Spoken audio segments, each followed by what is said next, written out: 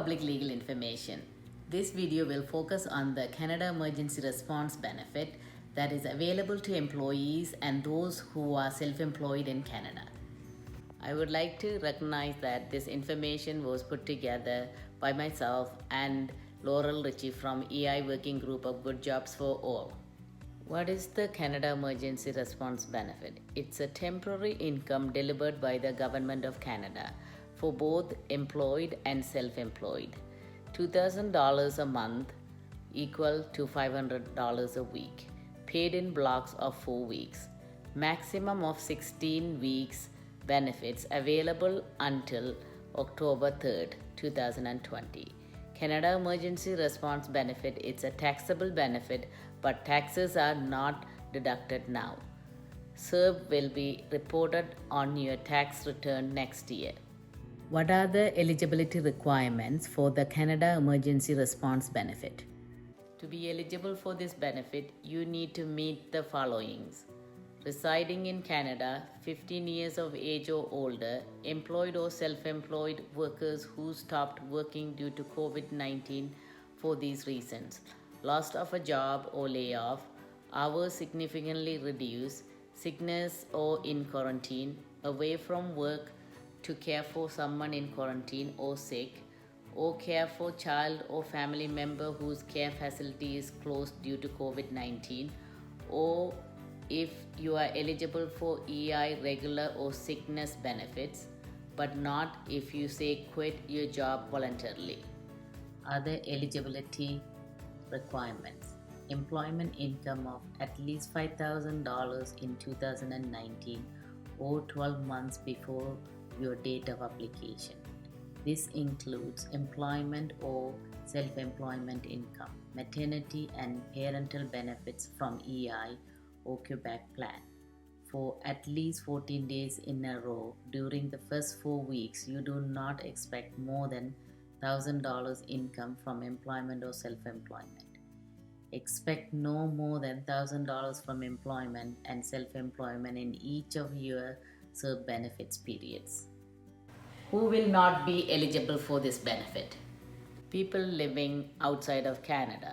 This includes people who extended a visa and haven't returned, as well as temporary foreign workers who haven't yet arrived. Workers looking for jobs but who did not stop working because of COVID-19. For example, long-term unemployed not recently on EI. New labor market entrants like recent arrivals to Canada, and students looking for a first job. Workers who say they voluntarily quit, but it depends on what the worker says. The employer's statement on the record of employment may be an issue later for EI, but not used for Canada Emergency Response Benefit. Should you apply for the Canada Emergency Response Benefit or for the EI Employment Insurance Benefit? And what happens to EI claims submitted before March 15, 2020? All regular EI claims and special EI claims that have been submitted before March 15 will continue on EI claim at EI benefit rate. You cannot get EI benefits and CERB at the same time. When EI claims ends, you can apply for CERB if you are eligible. If you had regular EI for at least 1 week after December 29, 2019, you can also apply for CERB. Applications that have been submitted from March 15 to April 5th to Service Canada will be processed as EI and converted to CERB. If you have applied through Service Canada or have questions, call a CERB agent at 1-833 699-0299 or no after April 6. All claims will be submitted via CERB portal. Claims from employees will be held with Service Canada for possible EI after CERB. EI claims are frozen until after CERB. All claims from self-employed will be held with Canada Revenue Agency. Apply on Service Canada EI website for all other special benefits such as maternity, parental, caregiving, fishing, and work sharing EI. How do you apply for the Canada Emergency Response Benefit? Starting Monday, April 6, use a single portal for SERB and both EI regular and sickness benefits at the following link. Claims are redirected internally to either CRA SERB or EI SERB. 16 weeks of SERB benefits are available between March 15 and October 3, 2020. You cannot apply after December 2, 2020. You cannot get EI benefits and SERB at the same time. What documents do you need to apply for the Canada Emergency Response Benefit? You need to be ready with personal contact information, including postal code, social insurance number. Additional documents may be requested at the future date. You need to confirm that you qualify for SERB and give your word. You will not qualify if you say you voluntarily quit. Your employer's statement doesn't matter for SERB. Documents you do not need to apply. You don't need a medical certificate to receive SERB. If you're in self-quarantine or sick with COVID-19 or medically at risk, just complete the SERB application. You also don't need a record of employment if you have been laid off or not able to work for other listed reasons. A record of employment will be needed if you want EI after SERB benefits ended. Can you apply for SERB if you are not a citizen or a permanent resident? In order to receive this benefit, you must now live in Canada, have a valid social insurance number. If you are not a citizen or permanent resident, you may be eligible for SERB if you meet eligibility rules such as $5,000 in employment income last year. The $5,000 does not have to be earned from employment here in Canada. You may be asked for evidence of this out-of-country work. This includes temporary foreign workers and international students resident in Canada who were working and then stopped due to COVID-19. How much could I receive? If you apply for the SERB through Service Canada, you will receive a $2,000 initial payment. You will then be paid $1,000 every 2 weeks based on the bi-weekly reports you submit. If you apply for SERB through CRA, you will be paid $2,000 per month based on the reports you submit. You will be paid as of the first week of your claim. EI benefits with Service Canada contact information. Please visit the following links to submit your new EI application or report every 2 weeks for claim established with Service Canada before and after March 15, or register for direct deposit or service requests to get information on your EI claim within 24 hours. Canada Emergency Response Benefit with CRA contact information.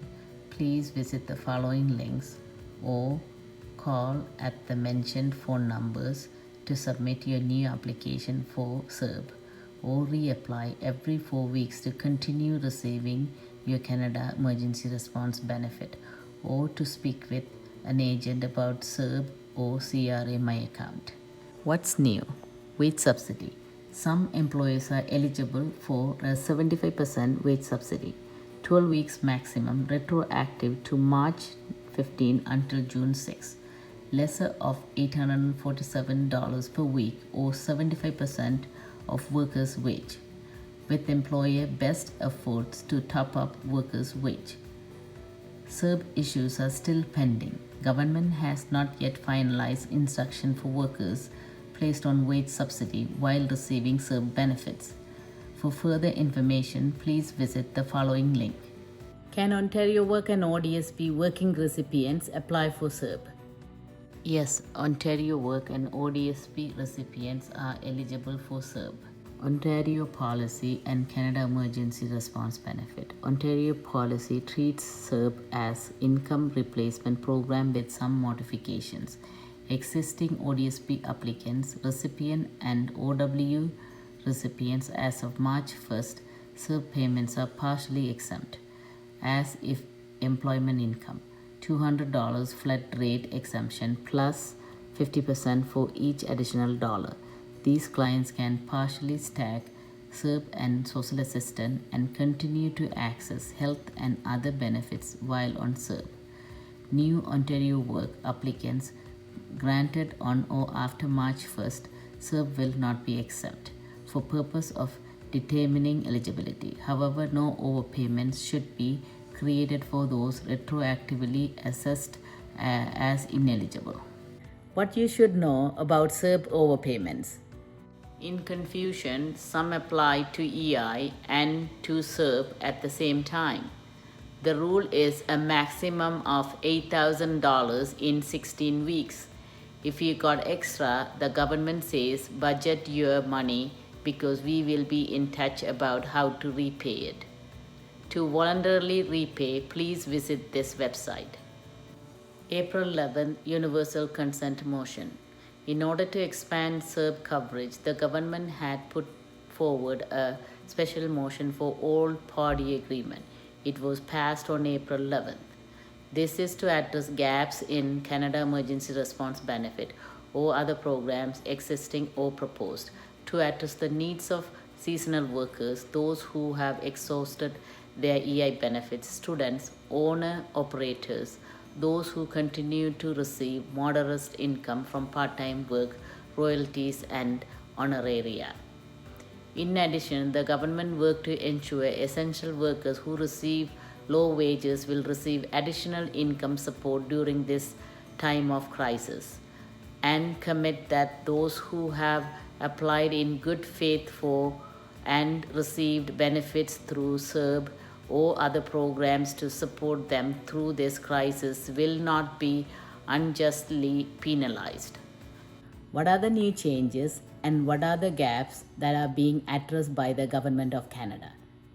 April 11th motion led to expanded coverage for seasonal workers who expected recall, students with previously scheduled start dates, workers who have exhausted their EI benefits, owner-operators, sole self-employed, workers earning not more than $1,000 over 4 weeks in pre-tax wages, royalties, or honoraria.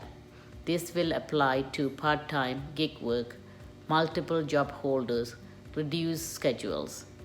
Additional income support for low-wage essential workers. This is subject to arrangements with provincial government.